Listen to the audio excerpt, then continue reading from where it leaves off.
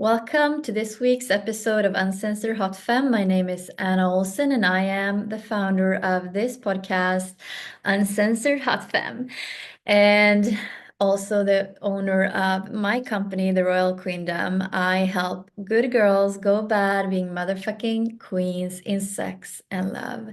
And first of all, thank you so much for being here. If you have followed me from the messy start, I'm so happy to have you here to follow my messy journey and hopefully to really feel the content that have been pouring out here with all my ups and downs and all the juicy guests that have joined us. So thank you. Thank you so much. And today we're talking about the sugar daddy. I think this is a kinky, fun concept around the sugar daddy dynamic of the sugar baby. And what I'm thinking about is like the warrior, the men who went to the sacred horse to be healed, and what masculine providership is, and how does the feminine really be that source of power to actually have men come into your space? What is it that the masculine provides? So, in today's episode, we will speak on the fact of what masculine providership is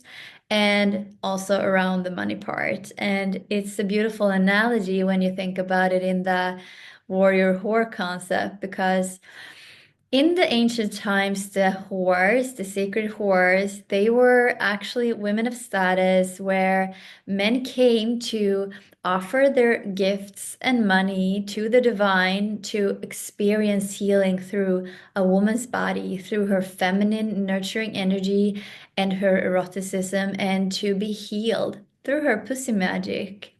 And till this day, although the dynamic have been fucking flipped over, men do about anything for a woman. So when you understand that you are the source, you are the power, and when you shift, everything shifts. So this is where the good girl actually fucks it up for herself, and not to blame or shame because we didn't choose our conditioning, but we can make the decision from now what we want in our life and ongoing. So the sugar daddy concept came up. I've started to date again, and I mean, this have been a whole journey. Some of you have been in my world or my clients and have really seen me go from the reclamation and talking a lot about sexuality, all about my journey in the bedroom and around men. And today is all about the receiving part. What is it that you want to receive, and how can you know if someone is grounded in their masculinity? And what is your part? So I was on this date, and it was a beautiful date. I love the gentleman behavior of a man, booking and reserving a table, holding up the coat, pulling out the chair, providing conversation, and treating you. And I was on a date with a man that did all those things, and I haven't dated since last year. And in the end of the date, he looked at me and said, "I'll pay this one, and you can take the next." And that was just such a turn off for me. And the old Anna would have thought that was super bitchy. How can that be a non-negotiable? Well, because I look out around, is someone grounded in their masculinity? And for me, providership, especially in the courting process, is men come with money, women come with sex, if we use the analogy of the sugar daddy or that warrior horror concept. Um, and this is around the transactional physical thing, what happens between a man and a woman. And I mean, men chase the pussy. That's just how it is. So we have to start raising our standards around this and not feel guilty. Like, you have your specific standards and wants and desires, of course, around how you want to be treated as a woman, but you hold the vision and you are creator of your life. You have the ownership of your life and your body and your emotions, and you are your own being. You hold your ground. And yeah, you know, that is not being bitchy, although that's why I say the good girl gone bad. So this man also texted me the next day and told me like he had a wonderful date, that he thanked me for the date. He did so many things right. And I texted him back telling him that I didn't feel it was in alignment. Thank you so much. You're an amazing man. Good luck forward. And I cut it there. And I used to be very anxious, so I used to grasp to men. Not all men, but some men. Um, and yeah, so this is kind of a biggie, to be able to have those standards, and when you have really implemented them, to feel grounded in them, not trying to explain yourself, not trying to change the man. Like, I don't want to tell a man how to be a man. I've tried that. Like, that's not good for anyone.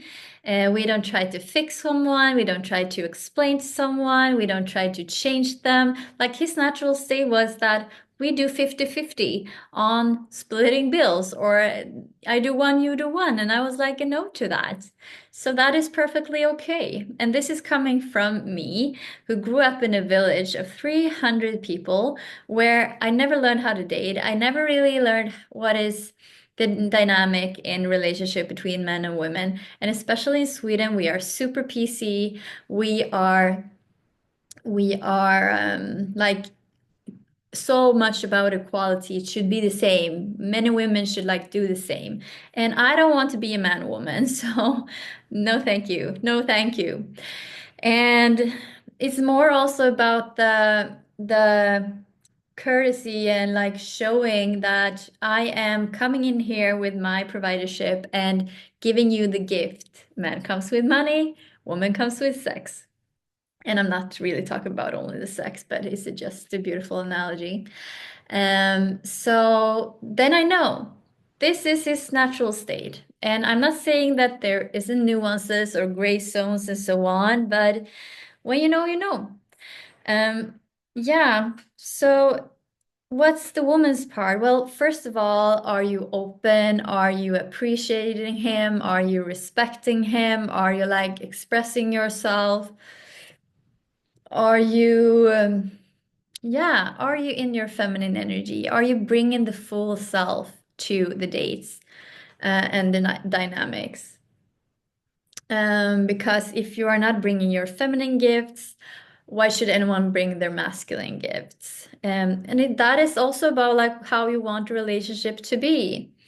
Um, because yeah, you set the tone for the relationship in the beginning of the relationship. A few years ago, I was on a work trip with another woman. She came from another culture, and she asked me, like, Anna, don't you want a man to provide for you? And I was like, hell no. And since then, of course, because I felt like, why would I want a man to pay for me?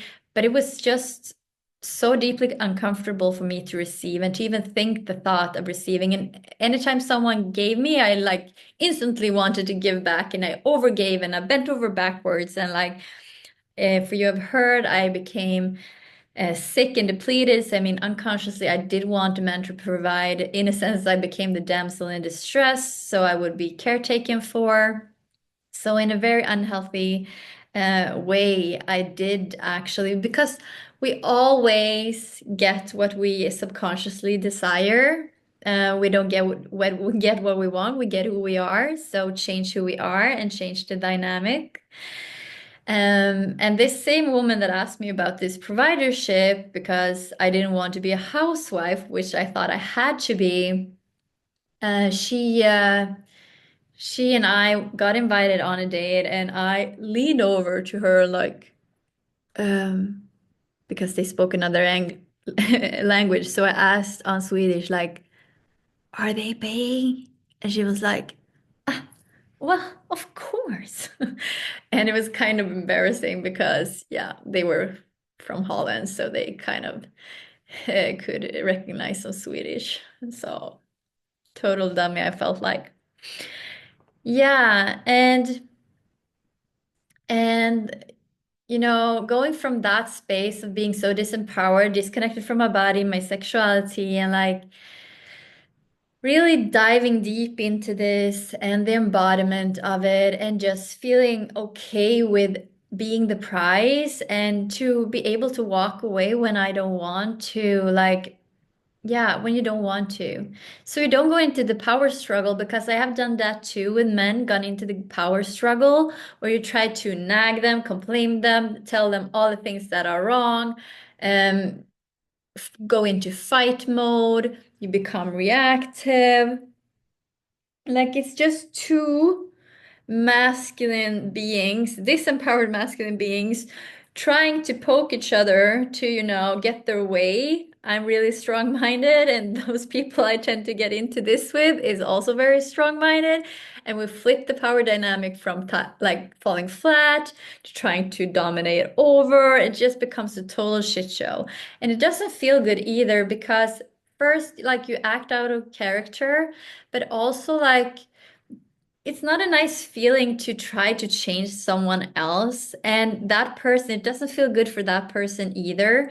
And it really breeds resentment, anger, and disappointment, and becomes kind of messy. You fight each other or like say nothing and don't express, and like, oh, it's exhausting. So I've learned this the hard way, and yeah, I do my fucking best to not make someone wrong. Yeah, but it's hard when you get triggered and you feel like someone else also maybe is you doing like telling you what's wrong. Those two, I see kind of like bulls running towards each other, trying to, win the bulls fight. So that is not you being in your feminine energy. Yeah. Yeah, so last year, I mean, I just shifted my mindset, and men started to pick me up at the door. I didn't even change my dating profile or anything. They started to pick me up at the door. They opened my doors. They took me on dates. They were like, "Oh my God, when can I see you again?" Really, like, I was really seen. I remember, like, I could be on dates and someone, I love food and I have so much in my pleasure when I eat. So they could sit and like watch me when I was eating. I'm like, what's happening? Um, and be like, the lady needs two courses. And yeah.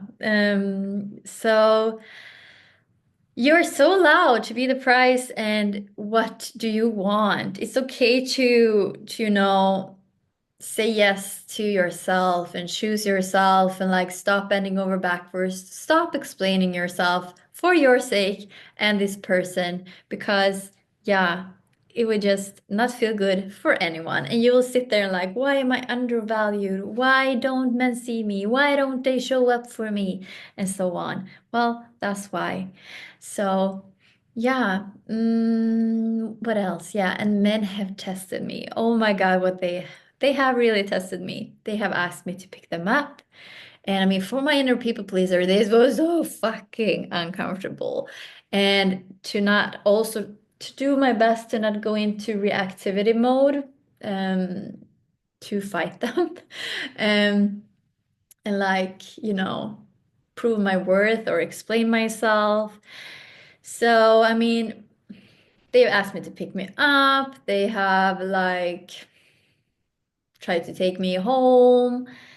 They have they have tried to sneak in a dinner, or like this one, like pay next time. And I'm not saying that this comes from a bad place. Most of it is often subconscious when we test people. Because most of us are not malice or trying to hurt other people. And we are just trying to get our needs met and our desires met in the most fucked up ways sometimes. So I mean, we can have compassion for people and see like, yeah, we don't have to make them wrong. I've done this, and I don't feel good about it. But yeah, it's my ego, the bulls. So if you feel like this is something that happens to you, if you want to shift this and change this, I'm having a 3-day activation of your EROS, the secret little love affair. It starts Monday, and I would love to have you in. Sweet like sugar, sex on fire, and confident as a queen are the themes of the days. And we will go into all of this, all from the embodiment, the erotics, into the shifts and mindset of being the queen. So I would really love to have you there so we can do this. And if you feel like you need more in detail help around your journey, around your sexuality, your love life, and men, please don't hesitate to jump into my DMs and send off a text of what your problem is and what you desire, and let's see how I can guide you forward. So that's on my social media. And thank you again for being here. If you are the one who have been here, or even if it's the first time, please feel free also to leave a comment, and I would love to connect to you. So, bye.